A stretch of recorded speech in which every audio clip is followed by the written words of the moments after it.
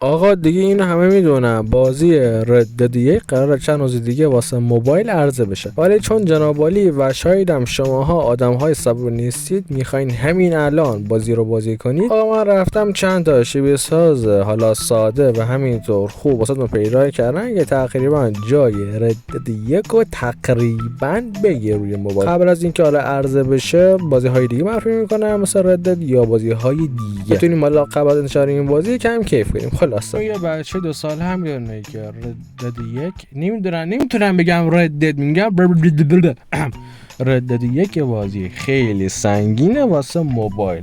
خب حالا کاری به پورتش ندارم، پورتش آسونه، فقط نیاز به اینگی داره. دیگه تکنولوژی پیشرفت کرده اما راکستار نه. لا عصب 12 سال منتظر این.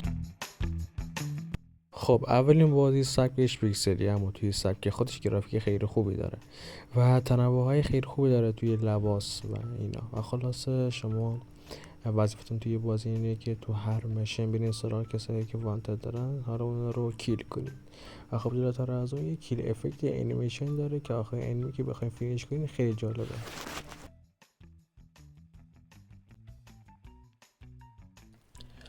و خب بازی اسکین‌های تقریبا متفاوت، لباس رو نمیدونم، شلوار و کلا اینها، گانو نمیدونم چون فقط 2 دقیقه از گیم پلی رفتم. و خب هر میشن دیگه تارگت ها بیشتر میشن، عوض میشن، سخت‌تر میشه و همینطور مپا هم تغییر میکنن و خلاصه بازی روند خودش رو میبره جلو. همین بازی همین سادگی و خوشمزگیه. درسته حالا کسچه رو دانلودش کنید، جذاب از نظر من.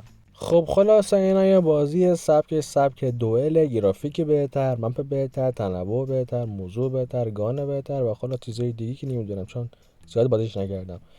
و خب بازی گرافیک خیلی خوبی داره، سبکش دوئل، آنلاین داره و همینطور واسه گوشی‌های ضعیف و قوی هم واسه گوشی‌های ضعیف هم خوب عمل میکنه. حجمش بین 500 و 500 خورده ای مگه و خب میثبت دانلودش خورده قیش.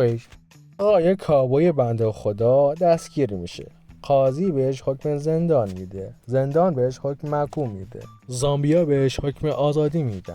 آقا بسه، خلاصه طرف میره زندان، زامبی حمله میکنن، این میره بینو یه سراغ خانوادش، ولی اونا مردن.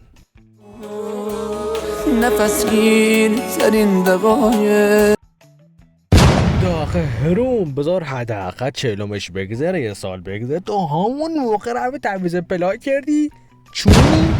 دیگه داستان بازی اینه که شما باید بقا کنید، خودتون و اصالتون و خونتون رو آپگرید کنید و همینطور دنبال حقیقت باشید که چرا زامبی حمله کردن. و خلاصه همین آپگرید، بقا، دنبال حقیقت، آپگرید، بقا، دنبال حقیقت، تعویض پلا که نمیدونم رفت بگم.